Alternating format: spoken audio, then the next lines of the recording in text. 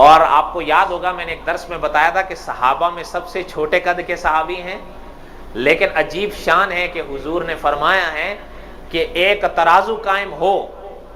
ایک ترازو ہو، اس کے ایک پلڑے میں، مفہوم کو سمجھیے، سارے لوگ آ جائیں، سارے لوگ آ جائیں، وزن یعنی اتنا آ جائے اس پر، مفہوم بیان کر رہا ہوں، اور دوسرے پلڑے میں حضور نے فرمایا صرف میرے ابن مسعود کی پنڈلی آ جائے، یہ پلڑا زیادہ بھاری ہو۔ اللہ کے ہاں یہ مقام ہے ان کا۔ اور کیوں شان بھی تو ایسی ہے، جب حضور نے دعوی رسالت فرمایا تھا اس سمے ایمان لائے، اور خود حضور کا یعنی پانی کا برتن اور حضور کا مصلی لے کے حضور کے پیچھے پیچھے بھاگا کرتے تھے۔ یہ شان کیوں نہ ہو۔ اور اگلی بات آپ کو ایک بتا دوں، علمی نکتہ، کہ فقہ حنفی کے جو نماز کے مسائل ہیں نا،